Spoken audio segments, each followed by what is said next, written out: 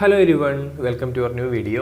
നമ്മൾ സാധാരണ വീഡിയോസ് ചെയ്യുന്ന സമയത്ത് എപ്പോഴും കമൻറ്റ് സെക്ഷനിൽ വരുന്നൊരു ചോദ്യമാണ്, സാർ ട്രേഡ്സ്മാൻ ഇലക്ട്രിക്കലിൻ്റെ ഡീറ്റെയിൽസ് എന്താണ്, അതെന്താണ് ഷോർട്ട് ലിസ്റ്റ് ഇതുവരെ വരാത്തത്, കുറേ കാലമായല്ലോ എന്ന്.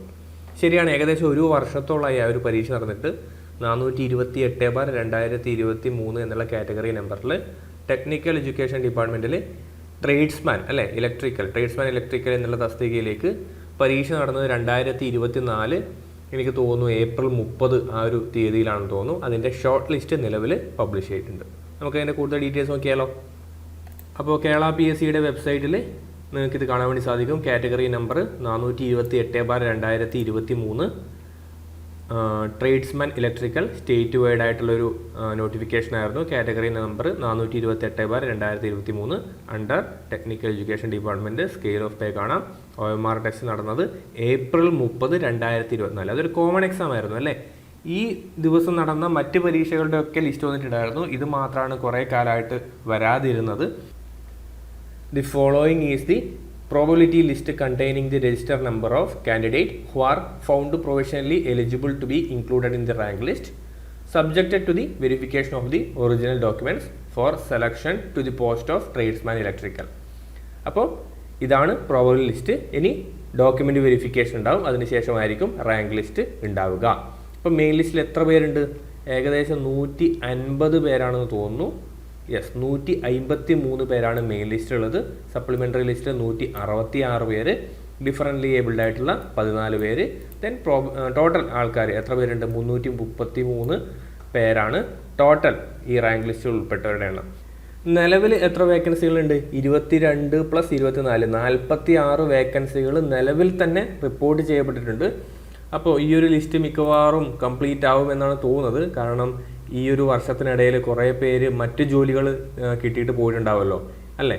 ഇപ്പോൾ നിങ്ങൾ നോക്കിക്കഴിഞ്ഞാൽ കഴിഞ്ഞൊരു 2 മാസത്തിനിടയിലാണ് assistant professor in engineering college, lecturing poly, then KCB sub എഞ്ചിനീയറിൽ 214 വേക്കൻസി, KCB അസിസ്റ്റൻറ്റ് എഞ്ചിനീയറിൽ 227 വേക്കൻസി, അസിസ്റ്റൻറ്റ് ഇലക്ട്രിക്കൽ ഇൻസ്പെക്ടറിൽ കുറച്ച് പേര്, അങ്ങനെ കുറേ പേര് അഡ്വൈസുകളും അപ്പോയിൻമെൻറ്റ് ഓർഡറുകളൊക്കെ കിട്ടിയിട്ട് ഇപ്പം കഴിഞ്ഞൊരു 5-6 മാസത്തിനുള്ളിൽ പോയിട്ടുണ്ടാവും. അപ്പോൾ അതൊക്കെ ഈ ഒരു ലിസ്റ്റിനെയും ബാധിക്കുന്നതാണ്. അപ്പോൾ വേഗത്തിൽ തന്നെ ഈ ഒരു ലിസ്റ്റ് ഏകദേശം മെയിൻ ലിസ്റ്റിലുള്ള എല്ലാവർക്കും ജോലി കിട്ടാവുന്നൊരു സിറ്റുവേഷനാണ് നമുക്കിപ്പോൾ കാണാൻ വേണ്ടി സാധിക്കുന്നത്. കുറേയൊക്കെ NJDs ഒക്കെ പോകാനുള്ള സാധ്യതയുണ്ട്.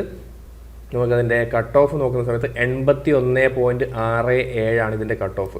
കണ്ടോ, നമ്മൾ ഏകദേശം ഈ ഒരു കട്ട് ഓഫ് നമ്മൾ പ്രെഡിക്റ്റ് ചെയ്തിട്ടുണ്ടായിരുന്നു. 85 ± 3 എന്നുള്ളൊരു കട്ട് ഓഫാണ് ഞാൻ ആ സമയത്ത് പറഞ്ഞത്. പ്രൊവിഷണൽ കീ വരുന്ന സമയത്ത് 85 ± 3.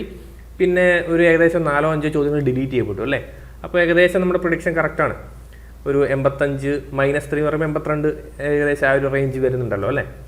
4 ചോദ്യങ്ങളോ 5 ചോദ്യങ്ങളോ ഡിലീറ്റ് ചെയ്യപ്പെട്ടു. ദെൻ 3 ചോദ്യങ്ങളുടെ ആൻസർ മാറി വന്നു. അങ്ങനെയൊക്കെ വ്യത്യാസങ്ങൾ വന്നിട്ടുണ്ടായിരുന്നു.